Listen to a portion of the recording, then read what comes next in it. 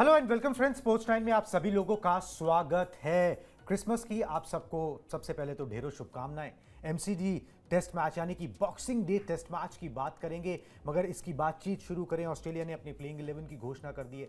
साथ में Ricky Ponting ने कुछ बयान जो है वो शुभमन गिल को लेकर दिया। वहां पर जो है रोहित शर्मा ने क्या कहा, वो सब चीज़ें आपको बताएंगे। मगर उससे पहले आपको बता देते हैं कि भाई मौसम का क्या अपडेट है, क्योंकि मौसम बड़ा इंपॉर्टेंट है और मौसम जो है वो थोड़ा सा यहाँ पर जो है विघ्न डाल सकता है इस टेस्ट मैच में। तो उसी से शुरुआत करते हैं कि भाई कैसा रहेगा मौसम।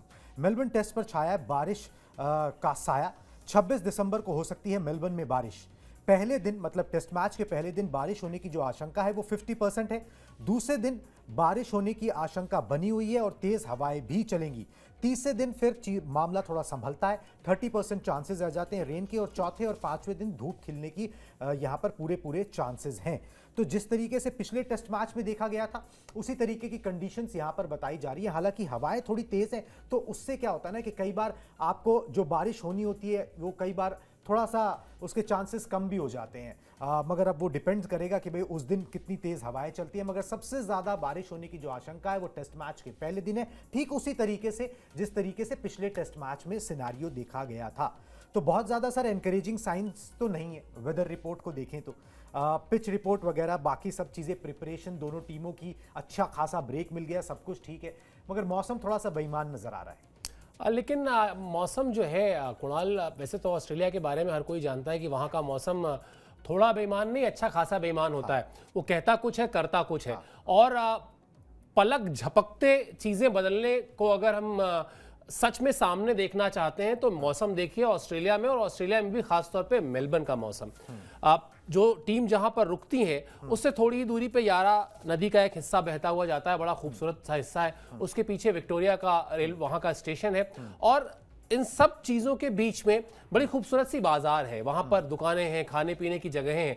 अब ये सब मैं इसलिए बता रहा हूं कि आप नदी के इस पार हैं, तेज हवाएं चल रही हैं और लगता है बारिश हो रही है। आपने विंडशीटर निकाला या आपने अपना एक रेनकोट निकाला और रेनकोट को से अपने सामान को ढका, अपने आप को ढका, और आपने नदी पार की। एक छोटे से पुल से आप उधर गए, उधर धूप खिली हुई है। तो जो बात आपने कही ना कि बहुत तेज जो हवा होती है वो कई बार मौसम के सही अनुमान को लगाने में भी बाधा डालती है। तो मुझे लगता है कि शायद पिछले मैच में जितना ज्यादा हम क्लियर थे कि हर दिन हम कह रहे थे ना कि हाँ 30, 35, 40 ओवर तो खराब होने ही होने, और इसीलिए शायद जब वो फॉलो ऑन टला तो भारतीय टीम का खेमा जो है वो खुशी इसीलिए मना रहा था क्योंकि उसको पता था कि अब ये मैच ड्रॉ ही होगा। मौसम जो है इससे ज्यादा कुछ अब हो नहीं सकता यहाँ पे। वही हुआ भी। मेलबर्न में ऐसा नहीं है। मेलबर्न में ऐसा है कि अगर आखिरी दिन आपको वहां जैसे मुश्किल से जो ऑस्ट्रेलिया ने बैटिंग की थी, मेरे ख्याल से 25-30 ओवर जितनी भी देर बल्लेबाजी की थी, यहां ऐसा नहीं होगा। यहां अगर बाधा डालेगा भी मौसम तो उस कदर नहीं जितना ब्रिस्बेन में था। तो यहां मुझे लगता है कि रिजल्ट ओरिएंटेड एक मैच देखने को मिलना चाहिए, वो चाहे ऑस्ट्रेलिया के पक्ष में जाए या फिर इंडिया के। बिल्कुल। वैसे भी आजकल जिस तरीके से टेस्ट मैचेस खेले जाते हैं, जिस तरीके से पिचेस बनाई जाती हैं, जिस इंटेंट से खिलाड़ी उतरते हैं, 3 से 4 दिन के अंदर नतीजा आ ही जाता है। बहुत मुश्किल ही टेस्ट मैच जो है वो 5वें दिन जाते हैं, अनटिल अनलेस मौसम बेईमान ना हो जाए। चलिए, आखिरी के कुछ दिन तो एकदम क्लियर हैं, तो बहुत ज़्यादा चिंता करने की ज़रूरत नहीं होनी चाहिए। वैसे एक चीज़ है कि भाई अगर ये टेस्ट मैच भी ड्रॉ की ओर गया ड्यू टू मौसम और ड्यू टू जो भी खेल हो, तो टीम इंडिया फंस सकती है। एक बार ना मौसम की बात की है तो WTC के सिनेरियो की बात करनी बनती है, कर लेते हैं। टीम इंडिया को दिखाएं जी, ग्राफिक्स दिखाएं। टीम इंडिया को मेलबर्न टेस्ट जो है ना वो जीतना बेहद जरूरी है। इनफैक्ट दोनों टेस्ट मैच जीतने जरूरी है अगर अपने दम पे WTC के फाइनल में जगह बनानी है, जो सीरीज के बाकी 2 टेस्ट मैचेस बचे हुए हैं। मेलबर्न में अगर जीते तो एडवांटेज ये कि फिर आप ये सीरीज हार नहीं सकते, ठीक है। फिर यहां से सीरीज आप हारोगे नहीं, वो चीज तय हो जाएगी। मेलबर्न में ड्रॉ हुआ तो WTC में टीम इंडिया फंस सकती है, भारत फंस सकता है। दूसरे टीमों के नतीजों पर जो है ना फिर वो निर्भर रहना पड़ सकता है कि अगर आप WTC के फाइनल में पहुंच रहे हो और नहीं पहुंच रहे हो, क्योंकि टीम इंडिया अभी जो है वो WTC के पॉइंट्स टेबल में नंबर 3 पोजीशन पर है। साउथ अफ्रीका नंबर 1 है, ऑस्ट्रेलिया नंबर 2 है। अब मैचेस जो हैं जो टीम इंडिया के अलावा जहां जो बचे हुए हैं वो है श्रीलंका वर्सेस ऑस्ट्रेलिया, और साथ में पाकिस्तान वर्सेस जो है यहां पर साउथ अफ्रीका। तो अगर यहां पर कोई भी टेस्ट मैच ड्रॉ हुआ या टीम इंडिया हार गई तो फिर उनके नतीजों पर जो है वो निर्भर रहना पड़ेगा। वो नतीजे जो है वो ये तय करेंगे कि आप WTC का फाइनल खेल रहे हो या नहीं खेल रहे हो। थोड़ा सा ये सिनेरियो सर फंसा हुआ है। हर कोई चाहेगा कि बाजी अपने हाथ में रखी जाए और नतीजे के लिए जाया जाए। 2 टेस्ट मैच की सीरीज समझ के खेलो, दोनों जीतने हैं, मस्ट विन सिचुएशन है। इसी तरीके से लोगे तो चीजें आसान होंगी, नहीं तो फिर वो इस दुनिया भर की कैलकुलेशन लगने लगेगी। हाँ, और इसमें मैं एक चीज और एडिशनल जोड़ूंगा इंडियन टीम के पर्सपेक्टिव से। अभी अगर WTC को हम एक स्टेप आगे हटा दें, उससे पहले हम खेलने क्या गए हैं हम ये देख लेते हैं। हम खेलने गए हैं BGT यानी बॉर्डर गावस्कर ट्रॉफी। WTC एक बहुत बड़ा प्रेस्टिजियस टूर्नामेंट है, इसमें कोई दो राय नहीं है, लेकिन BGT भी कोई छोटी मोटी ट्रॉफी नहीं है, हम भी जानते हैं, आप भी जानते हैं। एक दशक से BGT पर किसका कब्जा है? टीम इंडिया का कब्जा है। क्रिकेट ऑस्ट्रेलिया के तमाम प्लेयर्स नाथन लायन जैसे मतलब डेस्परेट हो रहे हैं कि उनको किसी तरह से ये सीरीज जीतने का मौका मिले, एक बार वो भी कहें कि हाँ हमने BGT जीता है। अब अगर भारतीय टीम मेलबर्न में जीत जाती है तो अभी WTC छोड़ दीजिए, अभी सिडनी में होने वाला अगला टेस्ट मैच छोड़ दीजिए। सबसे पहले क्या सिक्योर हो जाएगा? सबसे पहले ये सिक्योर हो जाएगा कि वो BGT ट्रॉफी कहीं नहीं जा रही है, वो भारत के पास ही रहने वाली है, क्योंकि भारतीय टीम तब इस टूर्नामेंट में या इस सीरीज में 2-1 की बढ़त बना लेगी। अगर अगला मैच वो जीत भी लेते हैं तो भी ट्रॉफी आपके पास रहेगी। और इस सिनेरियो में मतलब मुझे लगता है हम 2 जीत लगातार कहते हैं, लेकिन अगर इस सिनेरियो में जहां पे आप मेलबर्न में जीत लेते हैं और मेलबर्न में जीत के बाद आप BGT पर कब्जा कर लेते हैं, साइकोलॉजिकली सिडनी में आपको ऑस्ट्रेलिया को हराना आसान रहेगा। ये मैं बहुत सोच समझ के कह रहा हूं। अगर यहां पर आप ये मान के चलिए कि आपको किसी पैमाने पर 100% मेहनत करनी है, तो मेलबर्न अगर आप जीत लेते हैं, बॉर्डर गावस्कर ट्रॉफी पे आप कब्जा कर लेते हैं, तो आप उससे 30% कम मेहनत करके सिडनी का टेस्ट मैच जीत लेंगे। मैं इसको ऐसे देखता हूं, और फिर BGT का दरवाजा तो खैर खुल ही जाएगा, सॉरी वर्ल्ड टेस्ट चैंपियनशिप का दरवाजा तो खैर खुल ही जाएगा। बिल्कुल जी, मोमेंटम आपके साथ हो जाएगा। ये बहुत इंपॉर्टेंट टेस्ट मैच है। देखिए पिछला टेस्ट मैच भी बहुत इंपॉर्टेंट था, मगर उसका नतीजा नहीं निकला, तो जो कंडीशंस वहां पर बनी हुई थी वही सेम कंडीशन यहां पर लागू हो गई कि अब यहां मेलबर्न में जो जीतेगा उसको एडवांटेज मिल जाएगा, प्लस फिर सीरीज जो है वो हार नहीं सकते, वो बात तो है ही। और टीम इंडिया के लिए ज्यादा एडवांटेज ये कि फिर ट्रॉफी आपके पास यहां पर रहेगी। मगर मेलबर्न का आपको थोड़ा सा स्टैट्स भी बता दे चलते चलते कि भारत और ऑस्ट्रेलिया के बीच में 14 टेस्ट मैच जो है इस ग्राउंड पर खेले गए हैं, जिसमें ऑस्ट्रेलिया ने 8 जीते, भारत ने 4 जीते, 2 जो है वो ड्रॉ रहे। मगर इंपॉर्टेंट बात ये कि पिछले 2 टेस्ट मैच जो टीम इंडिया ने यहां पर खेले वो जीते हुए हैं, उनमें हार नहीं मिली है, उसमें जीत मिली है, तो वो हैट्रिक लग सकती है। और ये ग्राउंड जो है वो रास आता है टीम इंडिया के कई खिलाड़ियों को भी, और इंडियन टीम का रिकॉर्ड भी यहां पर अच्छा ही कहा जाएगा। चलिए जी आगे बढ़ते हैं। अब बात करते हैं कि भाई रिकी पॉन्टिंग ने क्या कहा शुभमन गिल के ऊपर। पहले बता देते हैं, उन्होंने कुछ गुरु मंत्र जो है ना वो दिया, उसका रिएक्शन भी आ गया। ठीक है, रिकी पॉन्टिंग ने शुभमन गिल को गुरु मंत्र दिया, मतलब इन पर्सन जाके नहीं, वैसे ही बातचीत में बोला कहीं पर पॉडकास्ट में कि विदेश में गिल के आंकड़े ना उतने अच्छे नहीं हैं। बात सही भी है, अगर आप आंकड़े उठा के देखें तो उतने अच्छे नहीं हैं अगर आप कंपेयर करें इंडिया से। उन्होंने कहा कि मामूली बदलाव से गिल जो है ना उनके खेल में सुधार आ सकता है, और वो ये बॉक्सिंग डे टेस्ट मैच में ही बहुत अच्छा प्रदर्शन कर सकते हैं। अभी तक गिल ने सीरीज में क्या किया कि 2 टेस्ट मैच खेले, 3 पारियां खेली है, 60 रन उनके बल्ले से निकले। स्टार्ट जरूर मिली है, मगर उस स्टार्ट को कैपिटलाइज वो नहीं कर पाए हैं। इन टोटल देखें तो ऑस्ट्रेलिया में उन्होंने 5 टेस्ट मैच खेले हैं, 319 रन बनाए हैं, एक बार 91 रन की पारी भी यहां पर खेली थी। तो गिल को ये रास आता है कि गेंद जो है बल्ले पे आए, थोड़ा सा उछल के आए, मगर अभी तक जो है ना वो बड़ी पारी उनके बल्ले से ड्यू है जो नहीं निकली है। अब ये रिकी पॉन्टिंग का ऑब्जर्वेशन है जो उन्होंने देखा, किसी ने पूछा था तो उन्होंने उसका जवाब दे दिया। एग्जैक्टली क्या बोला पहले वो आपको सुनाते हैं कि भाई बोला क्या। मुझे गिल को बल्लेबाजी करते हुए देखना पसंद है, जब फॉर्म में होते हैं तो दुनिया के सबसे बेहतरीन बल्लेबाजों में से एक लगते हैं, लेकिन विदेशों में उनके आंकड़े उतने प्रभावशाली नहीं हैं। जब आप रन बना रहे होते हो तो आप आत्मविश्वास के साथ आक्रामक अंदाज में खेलते हैं, आप सिर्फ रन बनाने के बारे में सोचते हैं, आउट होने की चिंता नहीं करते। अगर Gill boxing day test match में भी इसी मानसिकता और आत्मविश्वास के साथ उतरते हैं तो उनके प्रदर्शन में सुधार हो सकता है। तो basically the mental aspect of the game that is talking कि भाई अगर आप जो है बिना किसी शक शुबे के फुल कॉन्फिडेंस के साथ मैदान पर उतरे, आपका इंटेंट ठीक हो, आपकी आक्रामक खेल खेलो, आप बहुत पॉजिटिव हो, तो आपके पास वो हर चीज़ है कि आप यहाँ पर रन बना सकते हो। और उसमें कुछ कमी पेशी जो है वो शायद रिकी पॉन्टिंग को नजर आ रही है।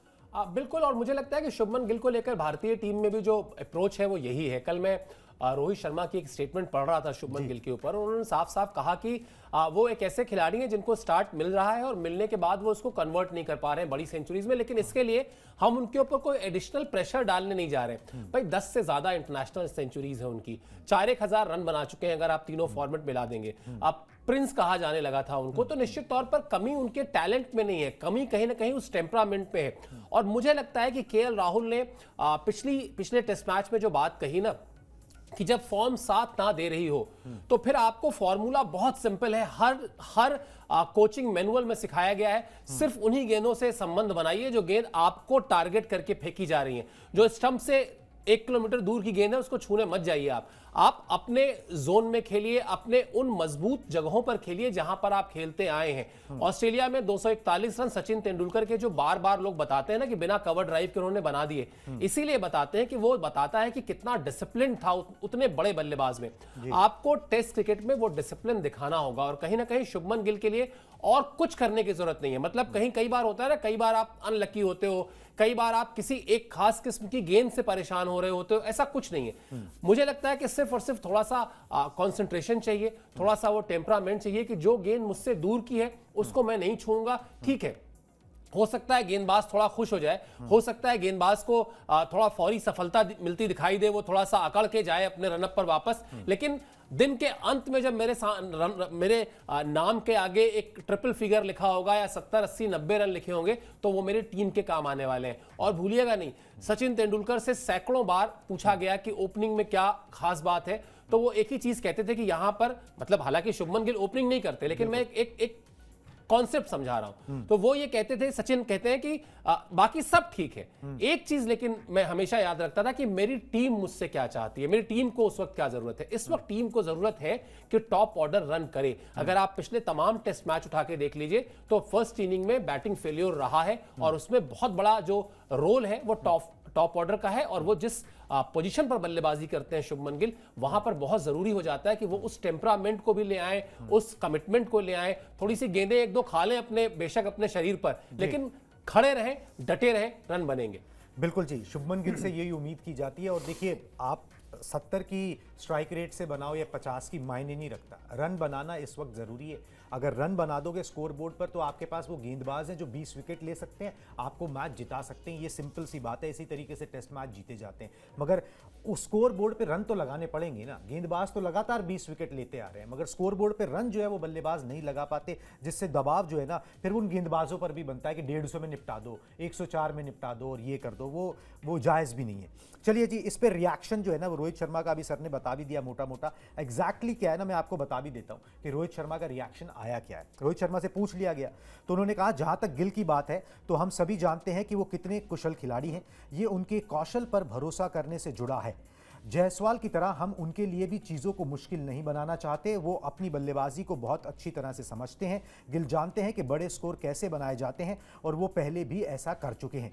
उन्हें केवल अपनी अच्छी शुरुआत को बड़े स्कोर में बदलने की ज़रूरत है। मतलब बेसिकली उन्होंने जो ये बात बोल दी ना कि भाई सलाह की ज़रूरत नहीं है और हम अपने यंगस्टर्स के ऊपर जो है ना उनकी मानसिकता के साथ छेड़छाड़ नहीं करना चाहते। और जिस मानसिकता से खेल रहे हैं वो ठीक मानसिकता से खेल रहे हैं। ज़्यादा कुछ कहने सुनने की या सुनाने की उनको ज़रूरत नहीं है।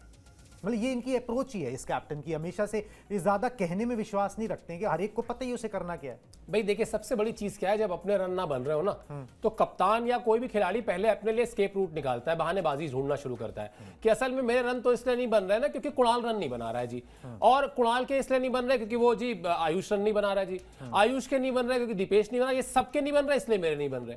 रोहित शर्मा कप्तान है तो वो कप्तानी की गरिमा को समझते हैं। उनको ये पता है कि अगर आपको लीडरशिप दी गई है तो इसलिए नहीं दी गई है कि आप दूसरों की कमियां निकालिए, बल्कि आप दूसरों की कमियों को अपने तक ही रखिए, उनसे बात कीजिए, पब्लिकली उसको शेयर मत कीजिए। रोहित शर्मा ये काम बहुत अच्छी तरह से करते आए हैं। रोहित शर्मा बहुत साफ साफ इस टीम के जूनियर खिलाड़ियों को ये समझा कर आए हैं कि एक चीज मैदान में घुसने के बाद, या बल्कि कहो कि टीम इंडिया के में जगह मिलने के बाद जब फ्लाइट में बैठते हो ना हमारे साथ, तो एक चीज दिमाग से निकाल देना, वो है हार का डर। हार का डर निकाल के आते हो तो मेरे पास आ जाओ, उसके बाद फिर बाकी सब करने के लिए मैं बैठा हुआ हूं। तो चाहे वो यशस्वी जायसवाल हो जो 1 शतक लगा चुके हैं इस सीरीज में, चाहे वो शुभमन गिल हो जो अच्छे स्टार्ट को कन्वर्ट नहीं कर पा रहे, रोहित शर्मा का काम क्या है? रोहित शर्मा का काम है कि उन दोनों को जाके कहना कि हमें आप पर पूरा भरोसा है और हम जानते हैं आप रन्स करेंगे हमारे लिए। वो थोड़ा सा पीठ थप, मतलब अच्छे वक्त पर तो सभी पीठ थपथपाते हैं, कुणाल आप भी जानते हैं। जब रन ना बन रहे हो तब जाके जब कप्तान पीठ ठोकता है ना, कहता कोई नहीं यार, 3 पारियां खराब गई, हमारी कई बार गई हैं और तुम रन करोगे,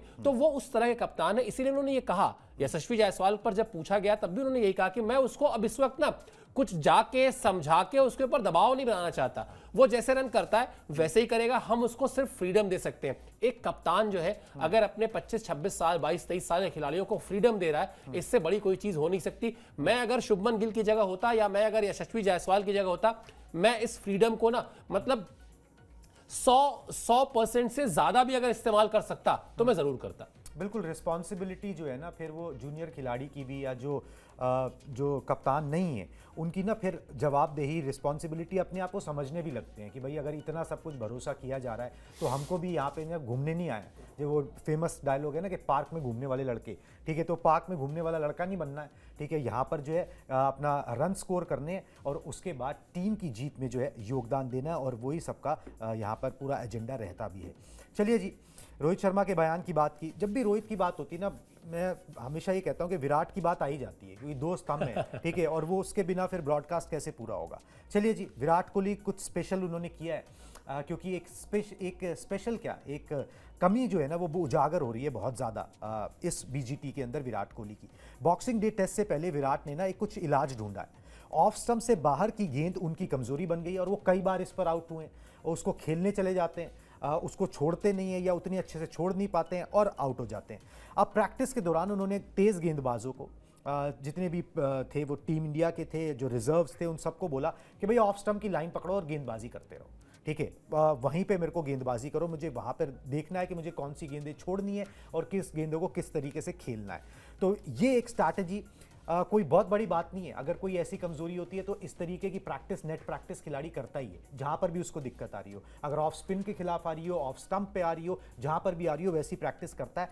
और मगर यह है कि इसको एक बड़े खिलाड़ी ने एक्नॉलेज करके प्रैक्टिस कैंप में, जब जहाँ पे मीडिया भी मौजूद होती है, सबको ही होता है, वहाँ पर ये दिखा रहा है कि भाई मैं इसी कमज़ोरी पर काम कर रहा हूँ, तो ये बड़ी बात है कि भाई वो इसने एक्नॉलेज तो किया कि ये कमज़ोरी है, यहाँ पर दिक्कत हो रही है। सीरीज़ में विराट जो है उन्होंने अभी 3 टेस्ट मैच खेले, 126 रन बनाए, जिसमें 100 नॉट आउट उन्होंने पहले टेस्ट मैच में ही बना दिए थे। आउट ऑफ फॉर्म नहीं है, अच्छी बात ये है, मगर उसके बावजूद उतने रन उनके खाते में नहीं है जो अभी तक विराट कोहली ने सोचे होंगे या लोग उनसे उम्मीद करके यहाँ पर बैठे हुए हैं। तो ये परेशानी है जिसको उन्होंने काउंटर करने का एक इलाज जो है वो ढूंढा है। शायद मेलबर्न की पिच जो है ना उनकी इस काम में मदद भी करेगी। रोहित शर्मा का इस पे बयान भी आ गया जी, पूछा गया उनसे कि भाई ये परेशानी है, क्या किया जाए इस परेशानी का। दिखाएं जी रोहित शर्मा का बयान, क्या उन्होंने बोला है। जब उन्होंने जिसने भी सवाल पूछा उसने बोला कि भाई वो मॉडर्न डे ग्रेट हैं, तो उन्होंने वहीं से शुरू किया कि आपने ही कहा कि वो आधुनिक समय के महान खिलाड़ी हैं। आधुनिक समय के महान खिलाड़ी जो है वो अपना रास्ता खोज लेंगे, ठीक है, ये बात उन्होंने बोल दी और बात को ख़त्म कर दिया। सुनील गावस्कर साहब ने भी ये बात बोली थी कि Virat will find out a way. जब इससे पहले कि बीजीटी ख़त्म हो, विराट वो रन बनाने का जो वे है वो ढूंढ लेंगे, क्योंकि जो ग्रेट खिलाड़ी होते हैं वो रास्ता ढूंढ लेते हैं तमाम मुश्किलों के बावजूद। तो विराट कोहली पर सब दबाव भी होगा, मगर मैं उससे ज़्यादा एक चीज़ देखता हूँ कि विराट कोहली हमेशा उस मंच पर बेहतर कर गए हैं, किया है, और मतलब कोहली से किंग वो उसी मंच पर परफॉर्म करके बने हैं जहां पर बहुत ज़्यादा मैटर करता है। अब यहां पर मैटर करता है, अगर आप मेलबर्न में अगर आपके शतक ने इंपैक्ट डाल दिया, टीम जीत गई, तो फिर कोई बात नहीं करेगा कि आपने पिछले दिनों क्या किया था। अब यहां से फिर टीम हारेगी नहीं। बिल्कुल, और पिछले दिनों क्या किया था, कोई खराब करके नहीं आ रहे, एक शतक लगा चुके हैं 3 टेस्ट मैच में, अगर एक शतक लगा चुके हैं के खिलाफ। हाँ बिल्कुल। हाँ। और दूसरी चीज आपने जितना बताया ऑफ स्टंप के बाहर की प्रैक्टिस, टीम के गेंदबाजों के जो साथ में है उनके साथ प्रैक्टिस, बाहर के जो है उनको भी बुला के प्रैक्टिस, मुझे लगता है इसमें एक बहुत बड़ा जो बहुत बारीक सा एक पॉइंट है जो शायद जिस पर चर्चा होनी चाहिए। जिस खिलाड़ी के 80 से ज्यादा शतक हो, 81 शतक हो प्रिसाइसली, अगर तीनों फॉर्मेट मिला दिया जाए, जिस खिलाड़ी ने अपने करियर में 1.5 दशक तक गेंदबाजों पे डोमिनेट करके खेला हो, ठीक है, उस खिलाड़ी ने अपने विल पावर को कभी कमजोर नहीं होने दिया। वो फॉर्म ऐसा नहीं कि वो डर के खेलेगा, तो अभी भी वो जो ऑफ स्टंप के बाहर गड़बड़ी हो रही है ना, उस गड़बड़ी में 50% चांस तकनीक का है। हाँ। कि वो हटा नहीं पा रहे बल्ला, या लगा ही दे रहे हैं, या अटेम्प्ट हो ही जा रहे हैं। हाँ। 50% जो वो लड़ाई है वो उनकी दिमागी लड़ाई है। और वो दिमागी लड़ाई क्या कहती है, वो कहती है मैं इस गेंदबाज से डरूं, इससे सतर्क रहूं, इसको तो मैं छक्का मारूंगा, इसको तो मैं चौका मारूंगा, ठीक है, या इसको तो मैंने 10 साल ऐसे ऐसे ऐसे ऐसे खेला है, अब मैं क्यों इससे घबराऊं। तो होता क्या है कि क्रिकेट एक ऐसा खेल है, अजीब कह लें, खूबसूरत कह लें, बैट्समैन को आउट करने के लिए गेंद एक ही चाहिए होती है और वो एक गेंद फिर गिर ही जाता है जब आप लगातार डोमिनेट करने की कोशिश करें। शायद कई बार आप कहते हैं ना, वो कौन सी फिल्म थी जिसमें बताया गया था कि रणछोड़ भी एक नाम है, जब आप कुछ समय के लिए, वो शायद थ्री इडियट्स में था ना, कि वो कृष्ण का एक नाम रणछोड़ भी है। रणछोड़ से आशय ये नहीं है कि आप डर के भाग गए, बल्कि आपने थोड़ी देर के लिए अपने आप को अलग किया, अपने आप को उस युद्ध से थोड़ी देर के लिए अलग करके सोचा। शायद मुझे लगता है विराट कोहली का जो अभी मेलबर्न में अप्रोच होने वाला चाहिए या होने वाला होगा भी, वो थोड़ा सा रणछोड़ वाला होगा। थोड़ा वक्त क्रीज पर बिताएं, सिर्फ बिताएं, कुछ ना सोचें, कोई रन नहीं बन रहा ना बने, कोई बात नहीं, फर्क नहीं पड़ता। अब कमिंस आके उनको 4 शॉर्ट पिच बॉल डाल रहे हैं, एक ओवर में फेंकने दें, उनको कोई फर्क नहीं पड़ता, या हेजलवुड फेंकते हैं या जो भी खेल रहा है फास्ट बॉलर फेंकता है। अगर उन्होंने समय बिता लिया, ज्यादा नहीं 20-25 मिनट उन्होंने बिता लिया क्रीज पर, तो फिर मैं आपकी बात में, अपनी बात में 1 और 1+1 11 कर देता हूं, 1 और 11 कर देता हूं कि फिर वो शतक भी बनाएंगे मेलबर्न में। और फिर वो बहुत ही क्रूशियल पारी इस लिहाज से होगी क्योंकि मेलबर्न टेस्ट की जो उपयोगिता है, जो प्रासंगिकता है, वो हम शो में शुरू में डिस्कस कर चुके हैं कि ना सिर्फ आपको बीजीटी पर कब्जा करने को मिलेगा, बल्कि वर्ल्ड टेस्ट चैंपियनशिप के फाइनल के लिए आपकी जो दावेदारी है वो और मजबूत हो जाएगी। रास्ता विराट से निकलता है, ये मैं सहमत हूं। बिल्कुल जी, विराट कोहली एक अहम हिस्सा, सबसे अच्छे बैटर, आपके सबसे तगड़े बैटर, जिनसे ऑस्ट्रेलिया भी खौफ खाता है। अगर उनके बल्ले से रन निकल गए तो ऑस्ट्रेलिया के हौसले जो है ना बहुत जल्दी पस्त होते हैं, आपको फिर नजर आ जाएंगे। वैसे इस टेस्ट मैच से पहले क्रिसमस है, तो ऑस्ट्रेलिया को एक क्रिसमस गिफ्ट भी मिल गया, ठीक है। प्लेइंग 11 की उन्होंने घोषणा कर दी है, उसके अंदर उनके लिए एक बड़ी मतलब अच्छी बात जो है वो निकल के आई है। ट्रेविस हेड जो उनके बेस्ट बैटर हैं इस सीरीज़ के अंदर, वो जो है प्लेइंग 11 में उनको शामिल कर लिया। मतलब उनके जो इंजरी कंसर्न्स हैं वो यहाँ पर अब उतने नहीं है, या छोटा बहुत निगल होगा, उनको खिलाया जा रहा है। 11 में उनका नाम का अनाउंसमेंट कर दिया। 11 आपकी स्क्रीन पर है। 2 चेंजेस इसमें मोटे मोटे किए गए हैं। मैक्सविनी की जगह पर जो 19 साल का लड़का है सैम कॉन्स्टास, उसको जगह मिल गई है। साथ में ट्रेविस हेड तो है ही, और जो एक और चेंज किया गया है वो है स्कॉट बोलैंड की जो है 11 में वापसी यहाँ पर हो गई है। मिचेल स्टार्क के और पैट कमिंस के साथ जो है वो स्कॉट बोलैंड आपको नजर आएंगी, क्योंकि जॉश हेजलवुड जो है वो चोट लगने के कारण, इंजर्ड होने के कारण जो है वो बाहर हो गए हैं। तो एक ये फोर्सफुल चेंज जो है वो करना पड़ा। और दूसरा जो है आपने खुद किया, ओपनिंग के अंदर सैम कॉन्स्टास को जगह दी है। मगर सबसे बड़ा पॉजिटिव तो यही होगा कि Travis head is fit and fine. बिल्कुल, ट्रेविस हेड को लेकर ही सबसे ज्यादा चिंता थी। और अगर इस पूरी सीरीज के 3 मैचेस में अभी तक आप इस पूरे जो आपने लाइनअप रखा है इसमें से ट्रेविस हेड को हटा दें, तो फिर यही ऑस्ट्रेलियन टीम बहुत आपको हल्की, मैं बिल्कुल सोच समझ के कह रहा हूं, हल्की दिखाई देगी। क्यों? क्योंकि उस्मान ख्वाजा से रन नहीं बने हैं उस तरह से, मार्नस लाबुशेन से रन नहीं बने हैं उस तरह से, मैक्सविनी से नहीं बने, इसीलिए आप कॉन्स्टस को ले आए। स्टीव स्मिथ ने एक शतक जरूर लगाया है, लेकिन उस तरह से वो कमिटेड नहीं दिख रहे हैं, उस तरह से वो सॉलिड नहीं दिख रहे हैं जो उनको हम जानते हैं। तो ट्रेविस हेड एक खिलाड़ी हैं जो मिडिल ऑर्डर में आकर आपको बेखौफ बल्लेबाजी करके दे रहे थे। और जब एंड्रू मैकडोनल्ड कल की प्रेस कॉन्फ्रेंस में आए थे तो उन्होंने कंफ्यूजन क्रिएट किया, थोड़ा सा कहा कि हाँ ठीक भी हैं, फिट भी हो जाएंगे, लेकिन हम उनको लेकर रिस्क भी नहीं लेना चाहते। तो वो 2 तरफा बातें करके चले गए, इसलिए भी थोड़ा सा डाउट बढ़ गया था, कहीं ऐसा तो नहीं कि ट्रेविस हेड नहीं खेल रहे। भारत के लिए बहुत बड़ी बात होती है अगर ट्रेविस हेड नहीं खेलते तो। लेकिन अब भी, कल भी हमने शो पर यह बात की थी कि भारतीय टीम को इस अप्रोच के साथ जाना चाहिए कि ट्रेविस हेड तो चलो 2 शतक बना चुके हैं, लॉ ऑफ एवरेज कहता है कि अब शायद उनसे आप, मतलब खेलने को कोई भी कुछ कर सकता है, लेकिन अब आप उनको मान के चलिए कि शायद ना बनाए।